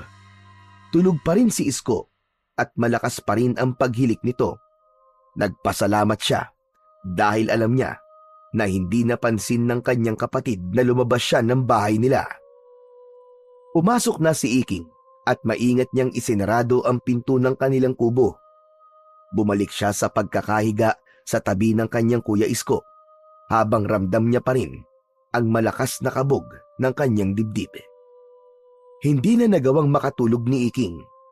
Nakita na lang niya na bumangon na ang kanyang kuya Isko nang medyo sumisikat na ang araw. Nang magsimula ng magluto ng almusal nila si Isko, ay bumangon na rin si Iking para tulungan ang kanyang kuya. Nagulat ang kanyang kuya Isko, pero natuwa ito sa pagtulong na yon ni Iking. Bihira lang kasing magkusang tumulong si Iking sa kusina. Habang abala sila sa paghahanda, pilit na inaalala ni Iking ang lahat ng sinabi ni Mang Densyo tungkol sa mutya. Pagkatapos mag-almusal, ay nag-asikaso na ang kanyang kuya Isko para pumasok sa pabrika. Matapos yun, ay nagpaalam na ito kay Iking at agad na umalis. Nang makaalis na ang kapatid ni Iking, ay nagsimula siyang maghanap ng matibay na tali at kapirasong tela. Nakatagpo siya ng tela sa isang lumang kahon at ginupit niya yun sa tamang sukat. Maingat niyang ibinalot ang mutya ng salagubang gamit ang lumang tela.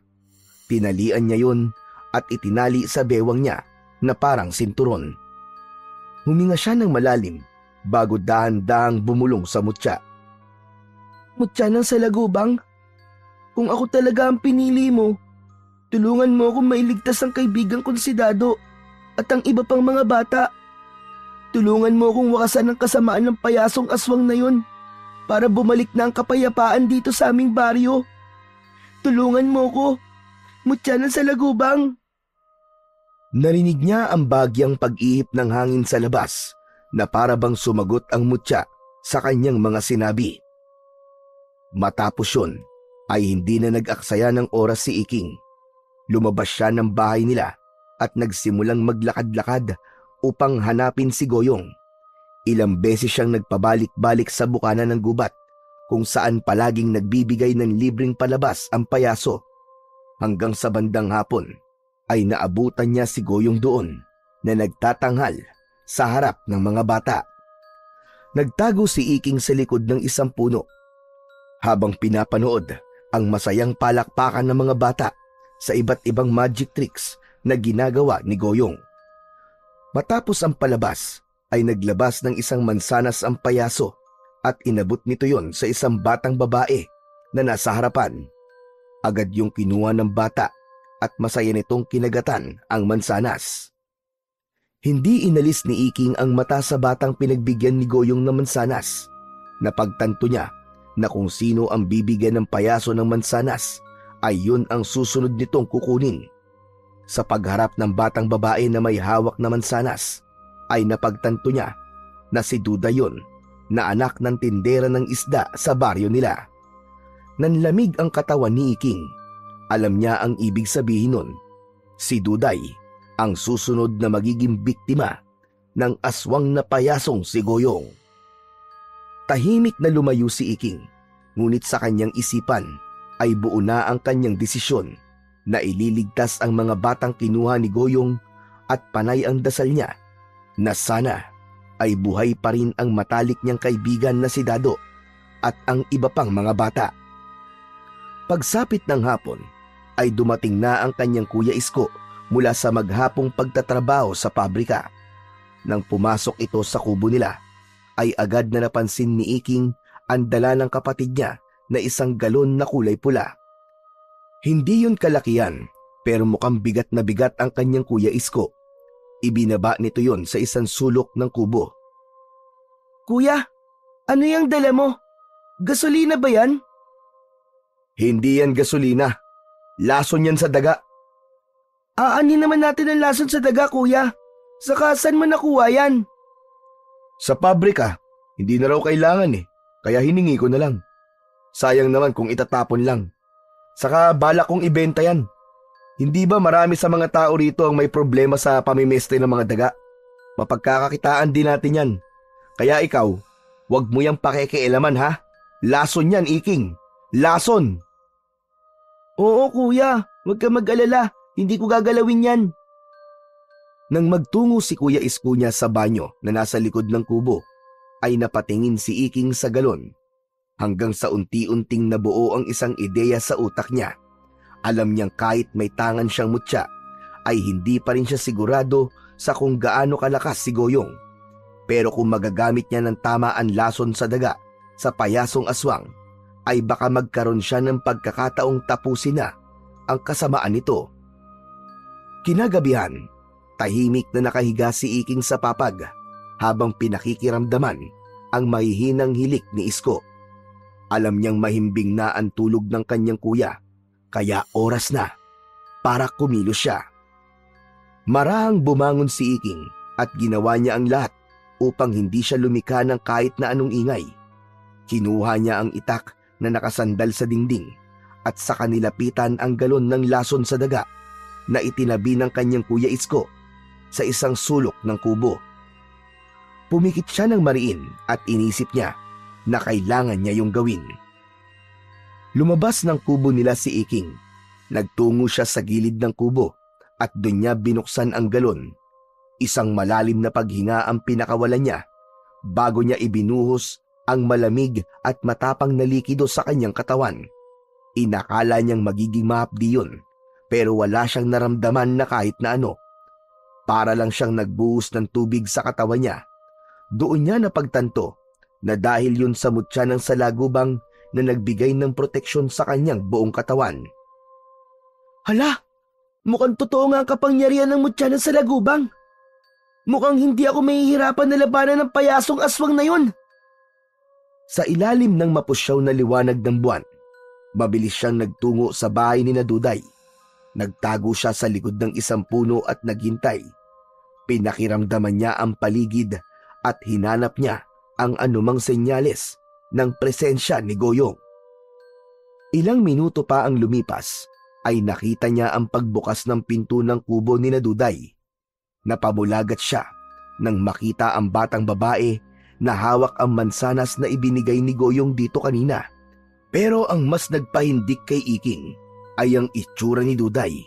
Nakatulala ito at parang wala sa sarili. Mula sa kadiliman, lumitaw si Goyong. Dahan-dahan itong lumapit kay Duday, sa kamarahang hinawakan ang kamay ng bata. Hindi man lang pumalag si Duday hanggang sa tuluyan na itong sumama sa payasong aswang. Napalunok si Iking at tahimik niyang sinundan ang dalawa. Dumaan sila sa makitid na daan papunta sa kakahuyan. Ramdam ni Iking ang malamig na hangin ng gabi na dumadampi sa kanyang balat, pero hindi niya yun alintana. Ang mas matimbang sa kanya ng mga oras na yon ay ang kaba at ang katanungan kung kaya ba niyang iligtas ang mga bata mula sa mga kamay ni Goyong. Matapos ang ilang minutong pagsunod, nakita ni Iking na pumasok si Goyong at Duday sa loob ng isang kuweba na noon lang niya nakita sa gubat na yon. Humigpit ang hawak ni Iking sa itak. Pumasok siya sa kuweba at nangapa siya sa dilim. Kada hakbang niya ay mas lalong bumibigat ang pakiramdam niya. Pakiramdam niya, anumang sandali ay bigla na lamang susupot si Goyong sa harapan niya. Habang lumalalim si Iking sa loob ng kuweba, ay lalong lumalakas ang kabog ng kanyang dibdib. Ang bawat takbang niya ay sinasalubong ng malamig at malagkit na simoy ng hangin. Nang marating niya ang dulo ng kuweba, ay napahinto siya. May ilang sulo ng apoy sa gilid, kaya nakita niya kagad si Goyong na nakatayo sa isang sulok. Ang mukha nito ay bahagyang natatakpan ng anino, pero ang nakakakilabot nitong ngiti ay kitang-kita niya. Napakatapang mo para sundan ako rito, bata. Hindi mo alam na sa ginawa mong ito ay parang itinulak mo na ang sarili mo sa kamatayan. Ilabas mo ang mga batang kinuha mo, Goyong! Dahil kung hindi, mapipilitan akong labanan ka! Masyadong malakas ang loob mo para sa isang batang paslit. Sa isang iglap, biglang nagbago ang itsura ni Goyong. Napangiwi si Iking habang nakikita niya kung paanong dahan-dahang lumaki ang bibig ng payaso. Bumuka yun ng napakalapad. Tumalim ang mga ngipin nito. Ang mga mata nito ay naging kulay pula at mas lumaki ang katawan nito. Maging ang mga kuko nito ay humaba na parang mga patalim. Ngayon, tignan natin kung hanggang saan ang tapang mo, bata! Mabilis na sumugod ang payasong aswang kay Iking. Sa isang kisap mata ay nasa harapan niya na ito. Iniumang nito ang matutulis nitong pangil sa leeg niya, pero naiharang kagad ni Iking ang kanyang braso. Ngunit kapwa sila nagulat nang hindi bumaon sa balat ni Iking ang mga ngipin ng aswang. Pinakawalan siya ng aswang at umatras ito. Paano nangyari yun? Bakit hindi ka tinablan ng mga ngipin ko? Napatingin si Iking sa kanyang braso. Hindi man lang siya nagalusan. Doon niya naalala ang mutya ng salagubang na nakasabit sa kanyang bewang. Dahil doon ay nagkaroon siya ng lakas ng loob para umatake. Malakas na sumigaw si Iking at sumugod siya kay Goyong. Sinaksak niya ang itak sa tiyan nito. Napaluhod ang aswang habang hawak nito ang sugat nito sa tiyan na may lumalabas na malapot at maitim na dugo. Nanggagalaiti ito sa galit habang nakatingin kay Iking. Muling sumugod si Goyong. Sinubukan itong kagatin si Iking sa leeg, pero gaya na nangyari noong una ay hindi pa rin bumaon ang mga ngipin nito sa balat niya. Ramdam ni Iking ang init na nanggagaling sa mutya ng salagubang. Dumadalo yun sa bawat himaymay ng kanyang ugat at laman. Hindi nagtagal ay mas lalong nag-apoy ang tensyon sa loob ng kuweba. Nagpalitan na ng pag-atake sina Iking at ang payasong aswang. Ngunit sa isang iglap, nasunggaban ni Goyong ang braso ni Iking. Gamit ang lakas nito ay inihagi siya nito patungo sa matitigas na batuhan. Umikot ng ilang beses si Iking sa ere bago bumagsak sa batuhan. Nakita niyang gumulong palayo ang kanyang itak hanggang sa napagtanto ni Iking na yun na ang tamang oras para maisagawa niya ang kanyang plano. Nagkunwari si Iking na nasasaktan. Marahan siyang gumalaw at nagkunwaring hirap na hirap bumangon. Aray! Ang sakit ng likod ko! Tama na! Tama na, Goyong! Suko na ako! Hindi na ako lalaban! Tama na! Suko na ako!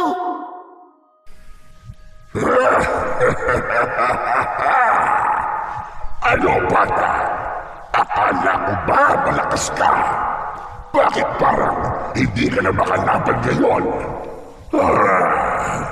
Hindi ko alam kung anong mahika ang meron ka at hindi kita makagagdagan. Ayaw tumalab ng mga pangil ko sa'yo. Pero sigurado kong kapag kinain kita ng buo, tapos na ang laban natin.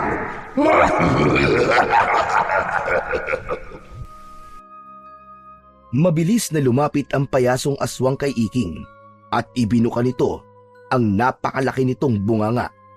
At doon, nakita ni Iking ang isang nakapangingilabot na tanawin. Napakadilim ng loob ng bunganga ni Goyong na parang wala yung hangganan. Ang gilid ng bunganga ay nababalot ng maiitim na ugat na gumagalaw. Ang dila nito ay mahaba, basa at parang ahas kung gumalaw. Ang loob ng lalamunan nito ay may mahahabang pangil na nakausli, animoy patibong na nakahanda sa sino mang mahuhulog doon. At mula sa kaloob-looban ay may lumabas na masangsang na amoy ng nabubulok na laman. Mga labi ng hindi mabilang na biktimang mga bata na nalunok na nito noon. Hinayaan ni Iking na lamunin siya ng buong buo ni Goyong. Walang kahirap-hirap siyang nilunun nito ng buo. Naramdaman niya ang dulas at lagkit ng loob ng bibig nito. Binalot siya ng malapot at malamig na laway ng aswang. Nasikil siya ng masikip na espasyo ng lalamunan nito. Nahirapang makahinga si Iking pero hindi siya natinag hanggang sa bigla siyang niluwa ni Goyong. Bumagsak si Iking sa lupa habang ang payasong aswang naman ay nagpakawala ng sunod-sunod na pagsusuka. Nakatukod ang mga kamay nito sa lupa habang lumalabas sa bibig nito ang malagkit at berdeng likido.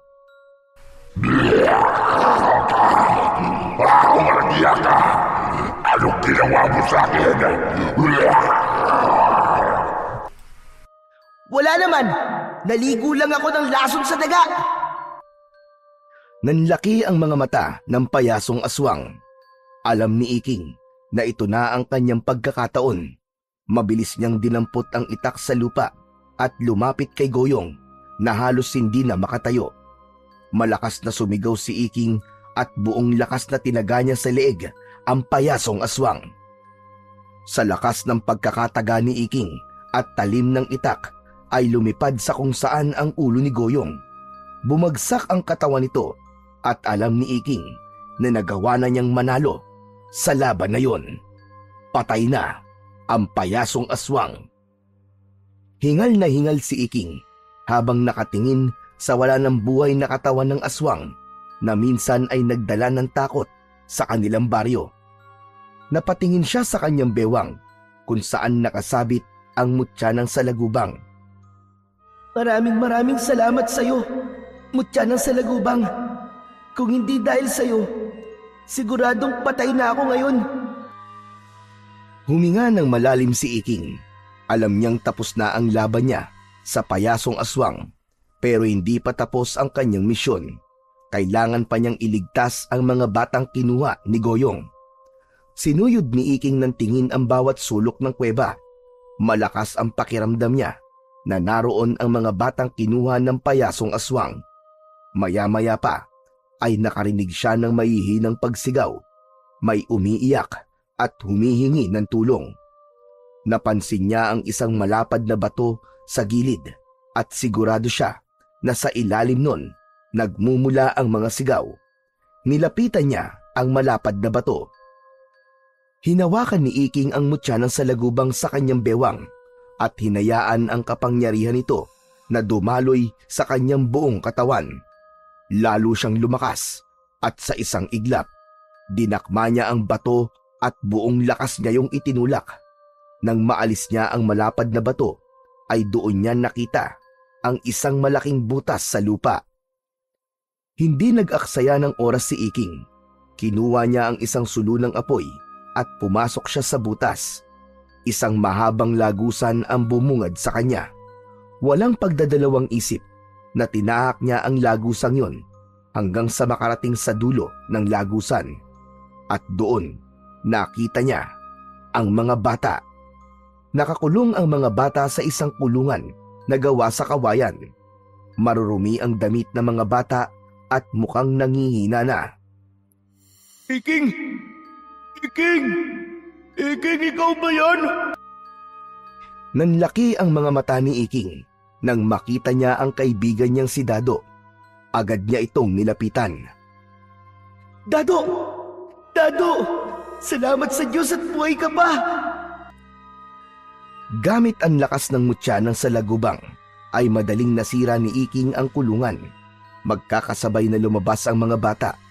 Nang makalabas si Dado, ay agad siya nitong niyakap ng mahigpit. Matapos yun, ay masaya itong tumingin sa kanya. Buti na lang, Iking, at nahanap mo kami.